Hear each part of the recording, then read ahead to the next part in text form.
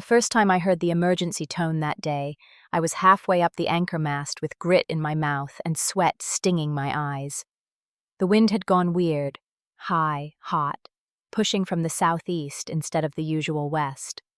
And the mast felt like a living thing under me. It wasn't. It was a 30-meter stack of composite and bolts, but my harness kept nudging as if the metal had a pulse. Miles was on comms. "Aria, coordinator just flagged a level 3. Window is 20 minutes. You clear that valve yet?" "Almost," I said. My gloves slid on dust and sunscreen. "Tell coordinator the wind forgot to read the plan." I wedged my shoulder under the housing and popped the stuck cover. The manual said those ports were sealed against sand. The manual had never met this desert. I scraped out a mud of dust and coolant with the tip of my multi-tool. The pump below us gave its hopeful rising tone. Good sign. We were a ground node for the strato-lattice, tethered balloons that climbed to the lower stratosphere and bled calcite particles into the slipstream. Ground limestone, really. We filtered and cleaned it, pushed it up as a milky slurry, and let sunlight and cold air turn it into a haze that bounced back a slice of heat. Sunscreen for the sky. Everyone called it that, even though the officials hated the phrase. The emergency cooling accord had ramped us up after the back-to-back heat domes. Phoenix had hit 50 degrees the week before. The hospitals were full. People were sleeping in cars to run the AC until their batteries died. I knew what a level 3 meant. Maximum injection permitted without a full vote. We were supposed to follow the script. Another tone chirped in my ear. Coordinator, flat and calm as always. Node Mojave 4. Activate full dose on confirmation. Wind shear with intolerance. With intolerance was doing a lot of work. "Aria?" Miles asked. "I'm here."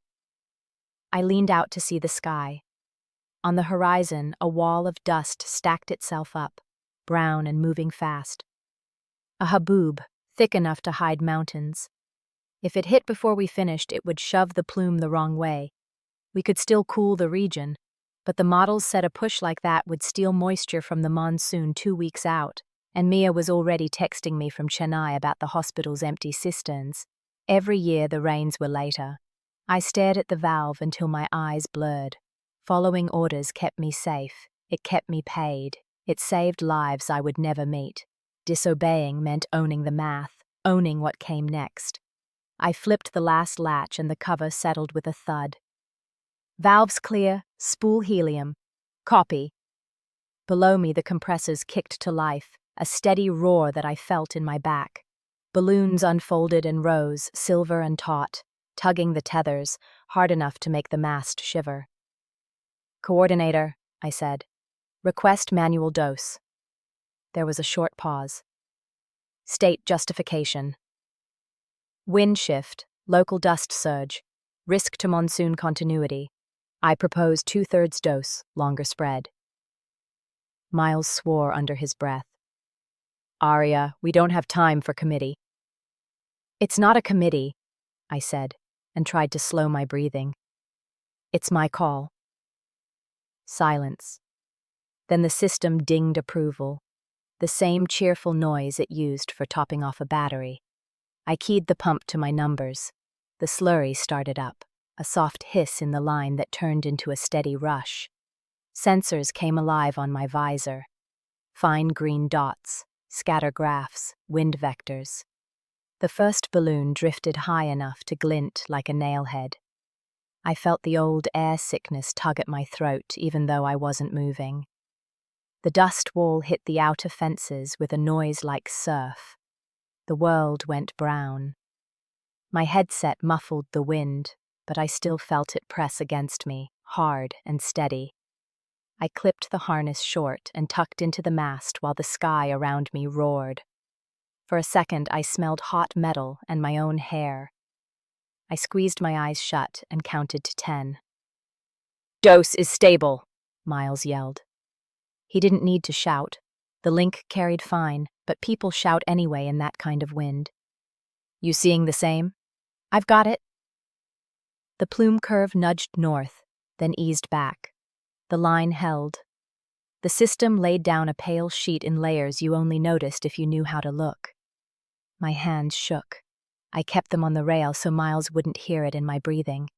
We rode out the worst of the dust and finished the spread with 3 minutes to spare. When I finally lowered off the mast, my knees buckled.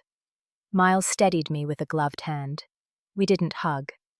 The suits made that awkward. We just leaned on each other until the ground felt real. That night, the feed was full of numbers. The heat dome flattened.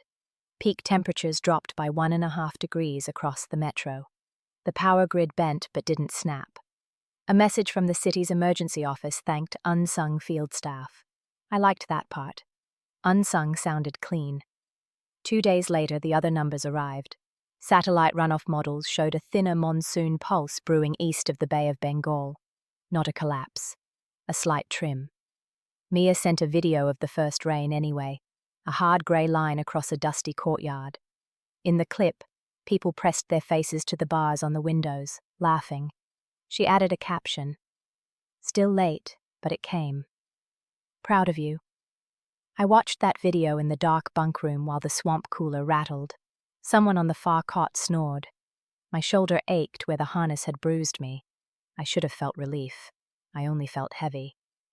On the 5th day, a list of the heat deaths scrolled by on a local station. It was fewer than last year by hundreds. It was still a list. Near the bottom, Daniel Ortiz, 62, our neighbor from the trailer park down the road. He used to bring us melons from a hydroponic plot and complain about his back. He refused the evacuation center because his dog hated crowds. I went out behind the service shed and sat on the concrete. The night smelled like dust, baked all day and then released. I knew the guidelines. Never stand alone in the worst decisions. Always let someone in when the doubt starts. I pinged Miles. You made the right call, he said after I told him about Daniel. You know that. I know the truth is a split screen, I said. 2 channels playing at once. He was quiet. Then he said, You want me to come over? No, I just needed to say it. After we hung up, I replayed Mia's video until the pixels broke apart. The rain on the courtyard was a sheet, bright and simple. The laughter shook the camera. I thought of the plume we had laid in the sky. Calculated mercy. If you zoomed out far enough, it was neat, almost elegant. If you lived inside it, it was everything rough and real. I kept working through the summer. More level 3s, more tight windows. I learned the weather's subtle shifts the way you learn another person's habits. Where the wind ran fast at dawn, where it curled under the ridge after noon. I argued with coordinator less. I took ownership when I had to. I sent Mia pictures of the sky at shift change. She sent me pictures of wet streets and kids splashing in sandals. There was never a day when the choice got easy. Every time I keyed a dose, I pictured Daniel's porch, and then I pictured a clinic 5,000 miles away waiting for rain. My thumb always hesitated. Then it pressed down. People ask in that careful way if I'm scared of the line we crossed. They mean the whole thing, putting particles in the sky, steering heat like it's a truck. I tell them the truth I can live with. The line moved long before I climbed that mast. The line is the reason I sleep in a trailer in a desert that wants to burn. The line is why the hospitals in my city still have power when the sun is harshest. I keep one of the cracked valve covers on my desk, a little circle of dented metal. It's not a trophy. It's a reminder that the world now includes this job, these numbers, and the names behind them. When the next tone sounds, and it always does, I feel for the bruise on my shoulder, breathe through the heat, and make the best choice I can in the time I've got. Then I live with it. That's the work. That's all it ever was. This has been Calculated Mercy. Thank you for listening.